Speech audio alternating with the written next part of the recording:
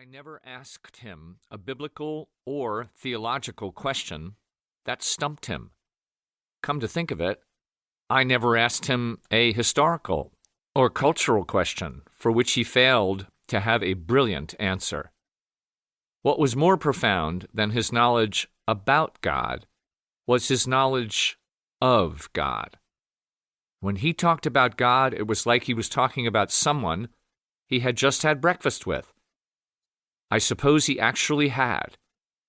When he and I taught together, we often shared living spaces during those classes. I would see Dallas up late at night or up early in the morning in prayer, reading the Bible, and scribbling down thoughts and ideas. So when this man writes about hearing God, it is because he has, because he did, more than anyone I have ever known. It has been said that those of us who write books are trying to write ourselves into a better life, that our writing is aspirational. We aspire to live into the truths we write about. Dallas did this backward. He first lived a better life, a life with God, and his books were a way to help the rest of us read ourselves into a better life. The ambition of this book, to help you develop an ongoing relationship with God that will involve conversation, communion, and consummation, is a high bar to reach. Because of this, only Dallas could have written this book, because he is not speculating. He is relating to us, the audience, what he knows from experience.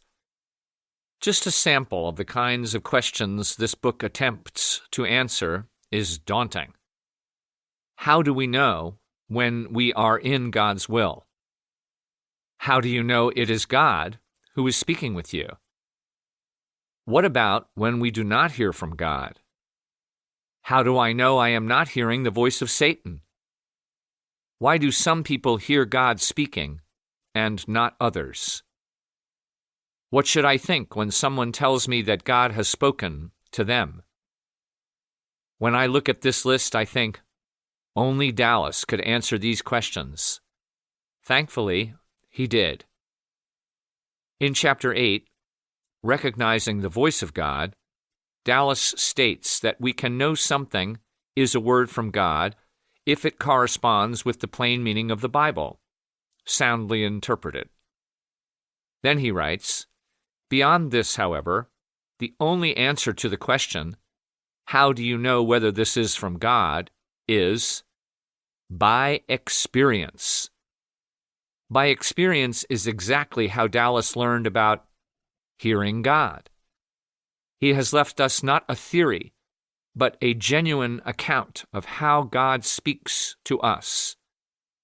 Best of all, when I read this book, I want, more than anything, to hear from God in the way the saints of old have done, in the way my friend and mentor Dallas Willard did.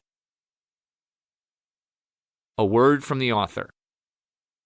Many people feel confused and deficient when it comes to hearing God.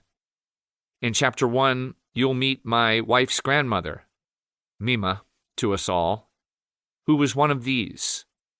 I knew that her experiences with God were not lacking, and that she lived a richly interactive life with God. Yet the language of hearing God made her feel like an outsider looking in.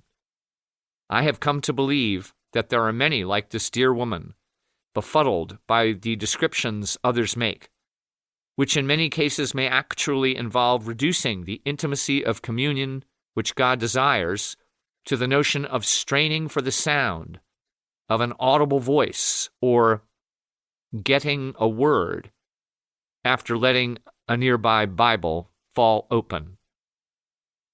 Being close to God means communicating with Him, which is almost always a two-way street. In our ongoing friendship with God, we tell Him what is on our hearts in prayer and learn to perceive what He is saying to us. It is this second part of our conversation with God that is found by many to be so difficult.